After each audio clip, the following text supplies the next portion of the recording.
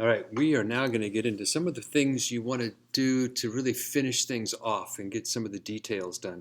I need to warn you, however, once this clay starts to get firm and it gets bumped, it can break. Okay, yesterday I was just doing a little touch up on the relief sculpting and a little stuff on the other side, and my wrist and shoulder just broke right off. So I had to wet the two ends of the clay, okay, and then I put a little piece of fresh clay at the where I was going to connect it to the hand and to the shoulder.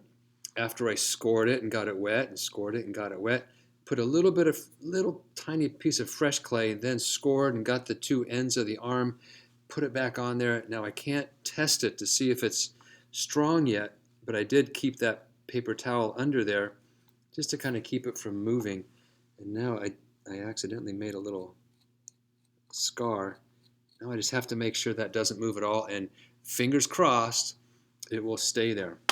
All right, so we did our undercutting, we did our relief sculpting. Now we're going to do some of the detail and the textures and things like that. And I'll show you before and after. I've done a little bit over on this side that I'll turn this around and show you what it's like. Excuse me. So this is a stick, right? So I'm going to turn my tool to the side and a little bit go through there and just kind of carve in some lines to go this way with it. I've got it up on this box so you can kind of see it at a better angle. I'm just going to carve in some lines to indicate some wood grain to kind of give it a texture. I'll do the same back here. I'll cut this movie, do a little work, and then come back to it. I just barely started the idea of toes right here on this little cat's paw, right? So now, to really get that to work and make it look natural, you have to think of what happens with fingers. The underside, this is where the undercutting comes in. Don't be afraid to get really in there. And we're going to make the fingers round that way. Okay, so I need to move this around a little bit. So hopefully you can still see what's going on. I'm taking my single and I'm getting under, and just keep chipping some away until the toes look like they start to separate a little bit. But now, a lot of people just think that's done. It's very squared off still. Hope you can see that. So what you have to do is get in there. Let me use my smaller little paperclip trim tool. I'm just going to kind of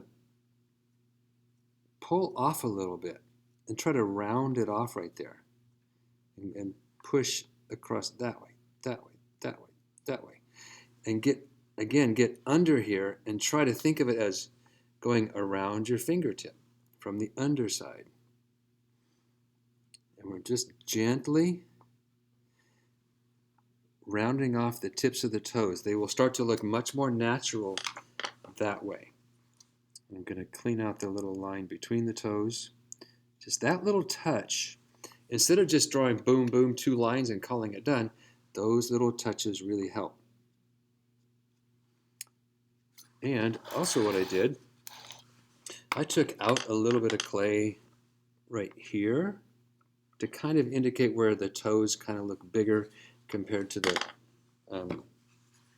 to where the ankle is. I have to be careful not to bump into things on the other side. What I also did was, and again, you have to kind of figure out what works for yours. You may not have a cat's paw, but these are the types of things to help make things look more natural. I really went under, right there. Look how that last little curl makes it look like the toes have a little bit of life to them, right? They're right under there. And these little shavings that are kind of floating around, we'll get rid of those, especially when they dry up a shade more. All right. And I'm making sure that all these, like the middle vein of that leaf, looks like it tucks way underneath this body. All right, here we go. So now let's work on the eye. Okay, all you have to do, I'm just going to kind of clean things up. Let me do this little I'm going to make a nice little separation between the eye and the head. Just kind of cleaning up that little smushy spot. I don't want that to blend in.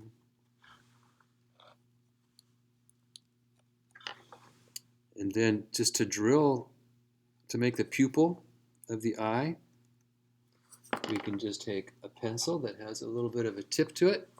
I'm just going to find the tip of it and just like drill and hold it steady, carefully. And all of a sudden he can see you, right? Anytime you need to make a dark spot, just drill it deeper. And that automatically, the shadow that's created by that little cave will make it look like a dark pupil. And I'm going to carve in, because this little eyeball, I have to be careful not to push too hard.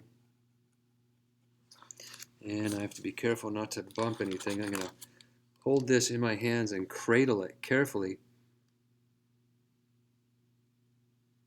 so I can carve a little line, because these eyeballs have a couple little wrinkles in the skin. I want to indicate at least one of them there. So those kinds of things can be done. I finished the other side a little bit, and I'll show you in a minute. The mouth, I'm going to give it a little bit of a S-curve. Draw it lightly with a pencil first. Then you can take a tool and do a little deeper carving. What I'm going to make sure to do, this always works well with a lower jaw. First, I'm going to dig this line pretty deep. And I'll go around the other side too. Then, kind of like relief sculpting, see, I'm going nice and deep here, you guys. Don't be afraid. Because remember, this sculpture, you want it to live all by itself. Even if there's no color, no glaze or anything, you want the sculpture to have a life of its own just in the clay. You want to show everything that you can. I'm going to take some off of the lower jaw, and that'll help make it look like the lower jaw fits up inside the upper jaw. So kind of like relief sculpting, I'm just going to take some clay away from that. I really have to be careful not to bump into that arm. I don't want it to break off again.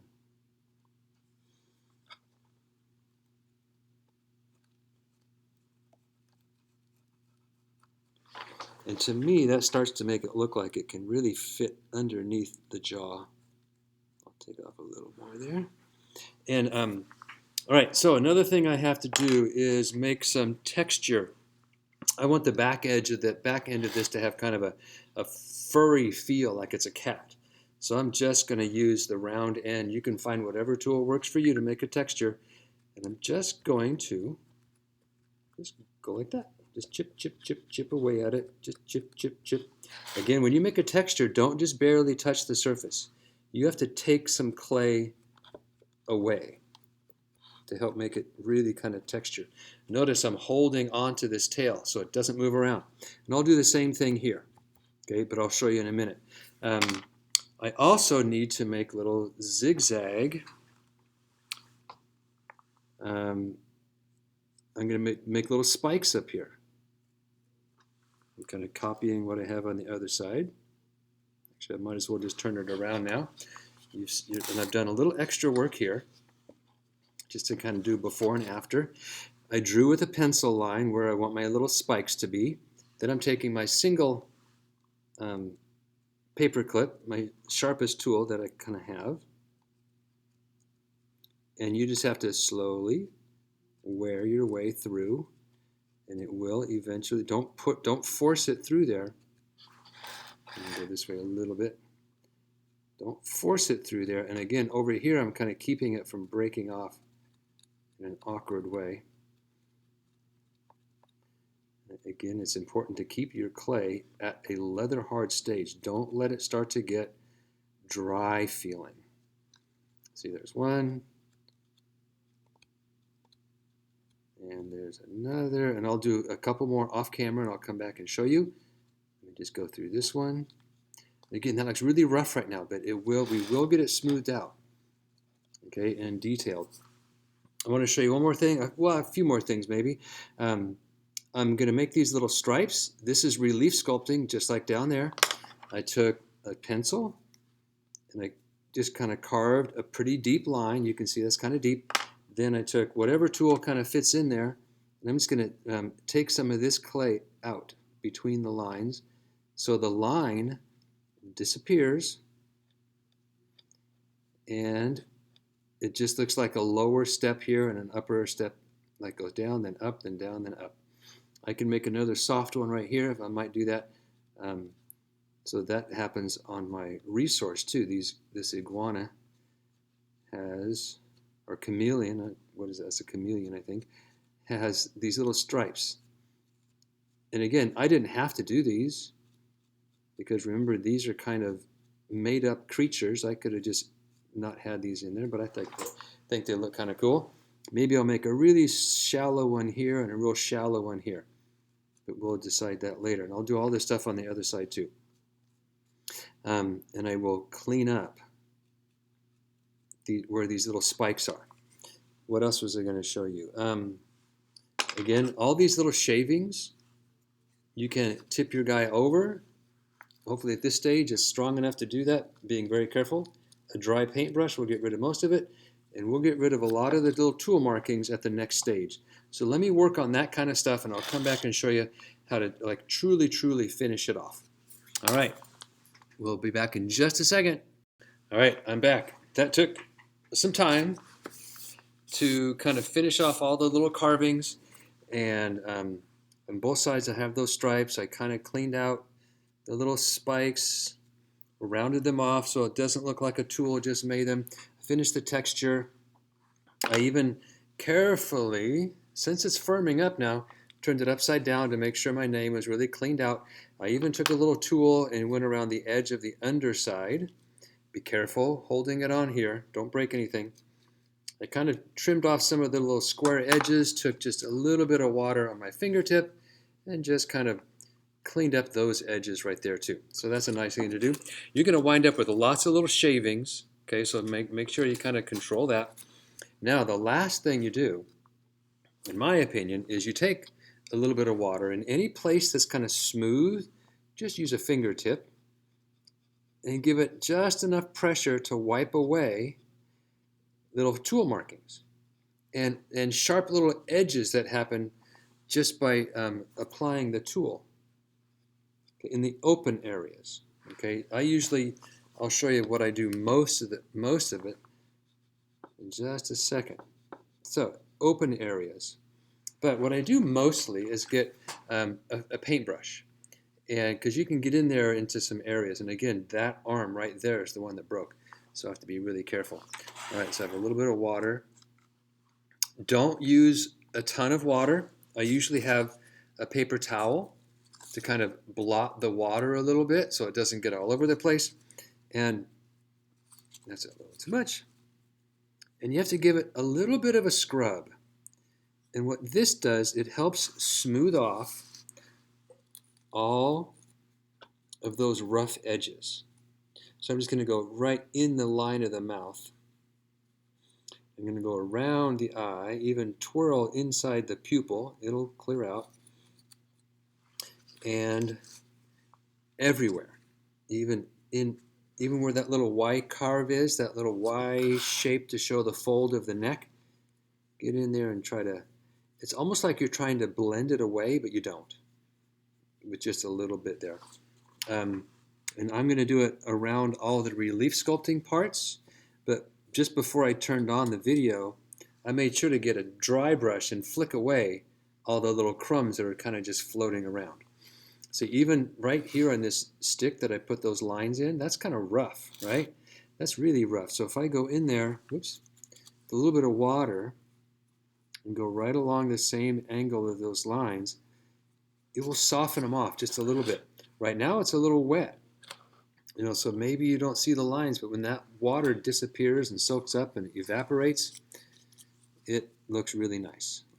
So the term we use is to tool all surfaces. That means use a tool on all surfaces. Okay, the last tool you use could be your finger, could be this paintbrush. You've used lots of other tools to kind of carve into it and so on. I'm going to try to get in between the toes, in that undercutting, to kind of get rid of, and I'm giving a decent little scrub where it's safe to. And I'm trying to get those stripes to look a little bit smoother.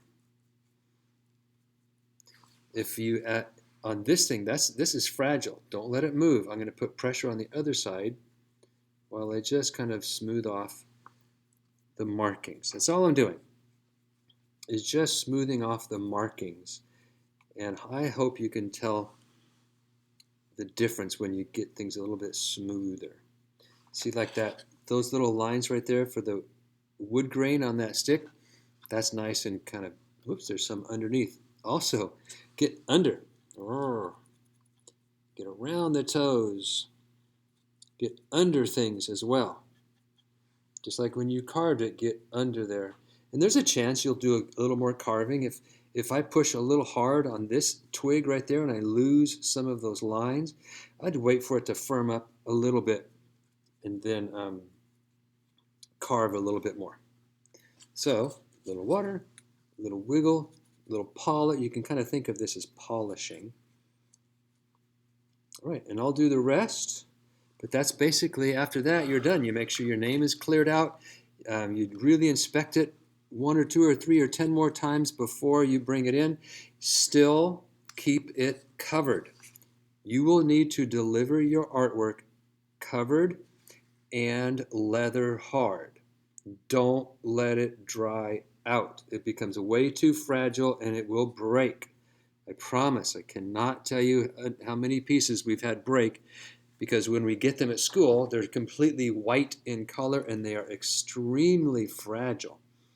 So even if you don't hand it in for a week, every day, take the bag off, sprinkle a little water, then put it back in there, or just brush a little water lightly all over the whole thing, just to help keep it leather hard. Don't let it get super sloppy wet.